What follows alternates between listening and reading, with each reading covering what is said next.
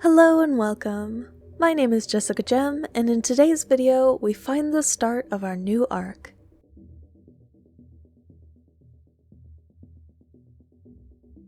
While waiting for her friends to return, Light had informed Linnell's wife, Millie, on what had transpired, and also returned to the Zothix Academy to collect the dragon Alduin, whom she had acquired in their magical creatures class. Once she gathers him, she makes her way over to Lorenz, where Millie is the town leader, taking over from her father Lucas. She stays there to continue attempting to contact Linnell while continuing her duties. After doing what she could there, Light made her way to the Kingdom of the Sun to become an adventurer, growing her skills and her coin until she finally receives a sending from Rael after 2 years of no word. She journeys back to the sanctuary and finds Archie and Rael in combat with Malconthet herself covered in strange fey runes, as well as Lyneth by her side. As Light tries to step in to help, Archie sends her through a gate to the door before the bridge to the Celestial Plane. She immediately sets out across the bridge and attempts to acquire permission to visit. She is told that it may take several months, so she returns to the mortal realm to wait. But as she reaches the other side, the Celestial arrives and informs her that permission has been granted. Time dilation again. She turns around and retraces her path. It was another 3 and a bit years after Archie and Rael left before Sachi and Kima were released. Quinn, however, is still on bond for Archie. They get new conditions that if Archie is dead by unnatural causes, Kima or Sachi could also carry out his service in his stead, but if he had died of old age, then Quinn would be free to go. With no word from him or Rael after all this time, upon completion of their service, Kima and Sachi decide that they have to find out what is going on. So they get approval to return to this realm once they have news, and start across the bridge in the void once more. When Light saw her friends in the distance, she ran to them to wrap them in a hug. But instead, she impacted much harder than any of them could have expected, because of the time manipulation, sending a shockwave out and demolishing the bridge in the process, leaving the two halves to slowly float apart. Sachi retrieves the unconscious Kima from where he was blasted away, and the celestial being accompanying Light prevents her from being thrown too far. Once they awaken, they greet each other and discuss their options, coming to the conclusion that Light should continue across and visit Quinn, while the other two continue on their quest to gather information on the current circumstances.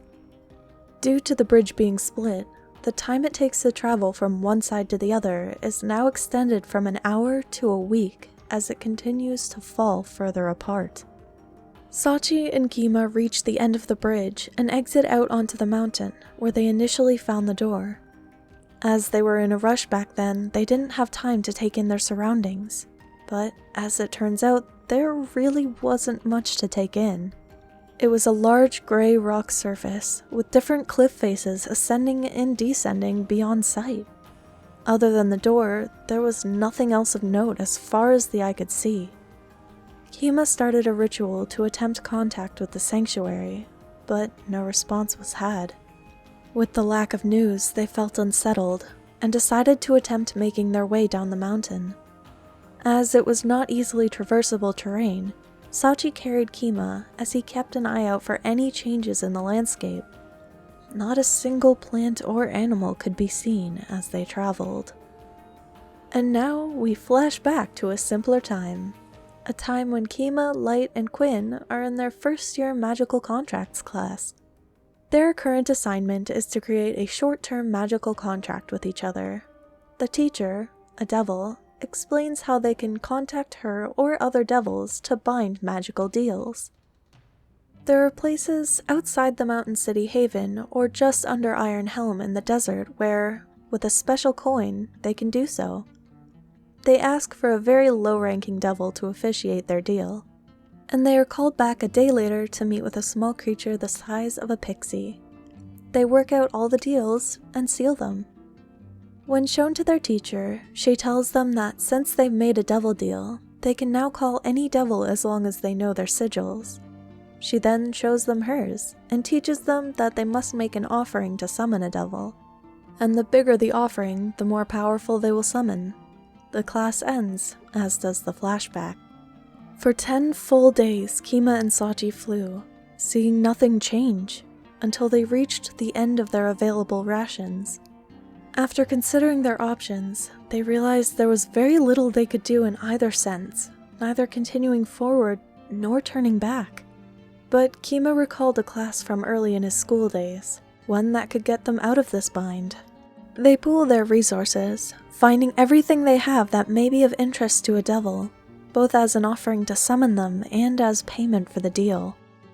Before resorting to that, Sachi offers one other possibility, an attempt to connect to the church through a divine intervention. She'd never attempted this before, but felt it was worth a shot. She closed her eyes, scrunched up her nose, and focused really hard on her connection to the Church of Deus. As she does so, willing her mind to find purchase, she hears something. "It should have been you."